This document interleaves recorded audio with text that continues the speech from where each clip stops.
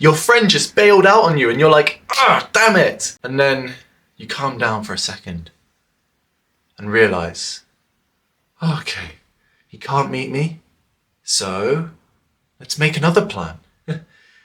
Was it even that significant? And then you think, what was all that for? That was actually pretty funny.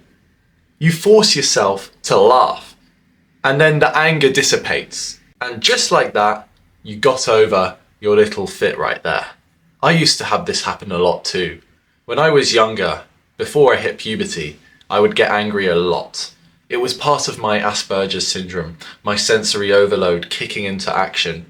I couldn't control it. I had really bad violent spouts, quite a lot, especially before I turned 10. These violent spouts would cause other kids to take notice. One of them said, "Oh, do you take anger management classes?" He would try and trigger me further. It got me nowhere. And so I realized that if I were to stop getting angry so much, it would cause people to give me negative attention a lot less often. And this would alleviate my stress of knowing people are looking at me and judging me. I don't want other people to see that I'm having a fit of rage. It's not a very nice feeling to have people watch over you. And then, as the years went by, my brain eventually got stronger at managing my emotions. And I found out that replacing anger with one emotion would essentially offset the anger and replace it with laughter. Now, how this works is that you have to put on an act, all right? So you have to jump into your persona, your acting persona. Say, I will be Daniel Day-Lewis now. I will method act my way into calmness. Then you switch the pathway in your brain that tells you to be angry, much like changing a piece of code in Python. You change it from, if triggered, react with a violent outburst, to, if triggered, laugh. Now it sounds strange, but if you laugh, you override the original feelings of being angry with the feelings that you associate with laughter. And this is why you see some people laugh when they reach their breaking point, because it is a coping mechanism to trauma. And I've tried this, and it's worked for me. And I'll give you some justification as to why laughter works as a coping mechanism. Think about an embarrassing moment where others laugh at you, and you feel really angry because that happened to you. And then you think of the time you were last in the crowd laughing at someone. Did you remember that incident a week from then? Was it important to you? Did people still laugh at you? No, because people move on.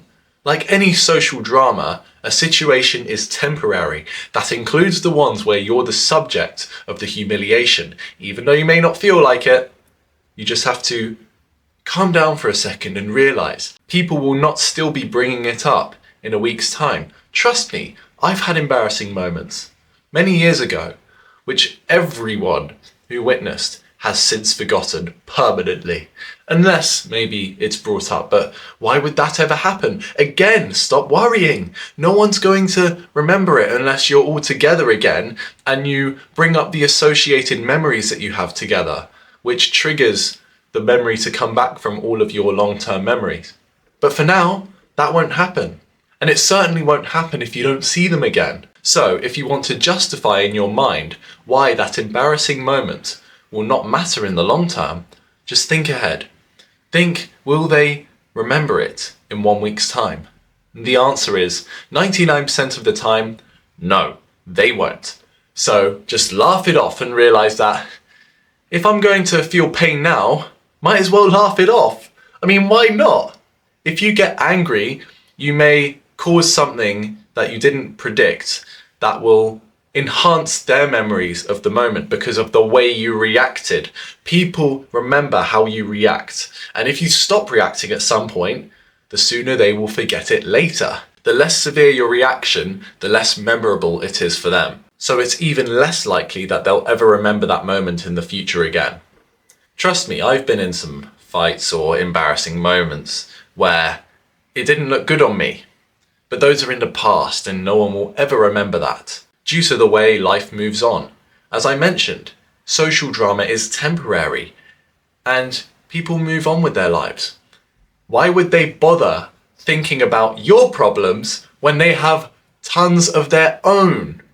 Does it all make sense now? And with that in mind, just laugh it off and remain calm, knowing that it's not going to be important.